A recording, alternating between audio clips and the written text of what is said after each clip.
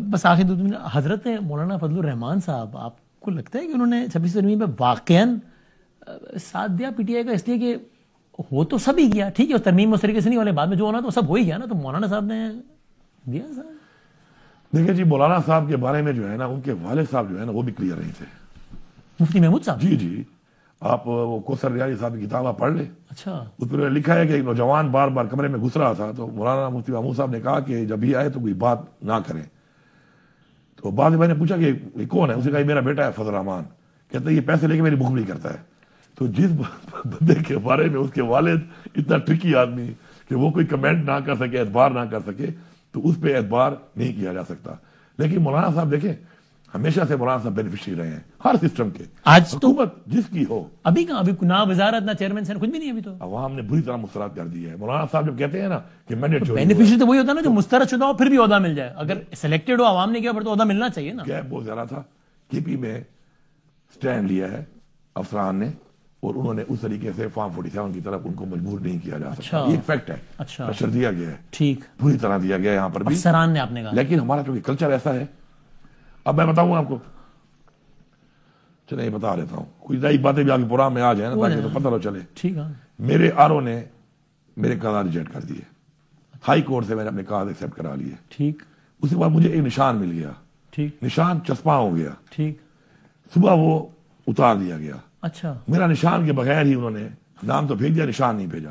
پھر میں high court میں پشاور میں اپیل کی، اور پرنٹنگ شروع تھی کہ مجھے ہائی کورٹ نے نشان دیا اور سر آرڈر لکھا کہ اس کے نشان کو بھی پرنٹ کیا جائے. اوکے. یہ میرا آر او کھاتا گیا. جب ریزلٹ آیا، اب فرق اتنا بڑا، 25,000 ووٹ بھی ان کو دیے گئے، جعلی ووٹ بھی انہوں نے ڈالے، اور پھر بھی آدھ کا فرق. ہاں، اس کو جب اٹھا لیا گیا، 5-6 گھنٹے وہ غائب تھا. جب 5-6 گھنٹے وہ غائب تھا تو مجھے پھر بعد میں تو رپورٹیں آ جاتی ہیں. پھر اب تو میں چیف منسٹر بن گیا ہوں، میرے پاس تو ساری رپورٹیں میرے پاس تو بڑی باتیں سب پتہ ہے اب تو. اس کا اتنا ہوا اسے اتنا بیان کیا نا، اوبلائج ہونے کے لیے. مفاد پرست لوگ ہیں. تو مجھے پتا چلا کہ اس کو 6 گھنٹے رزلٹ نہیں آ رہا.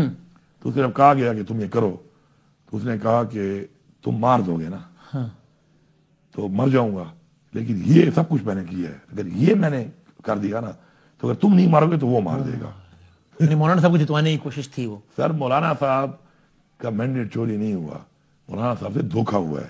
پر کھٹک کے ساتھ بھی دھوکا ہوا ہے. ان کو کھٹک آج کل کر رہا ہے. میں بتاؤں نہیں بات آپ کو، چلو ایک اور بھی نیوز دیتا ہوں، بتا دیں.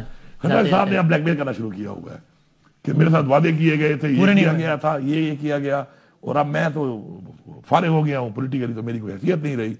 تو آپ دیکھیں گے کھٹک صاحب عنقریب کہیں نہ کہیں ایڈجسٹ ہو جائیں گے.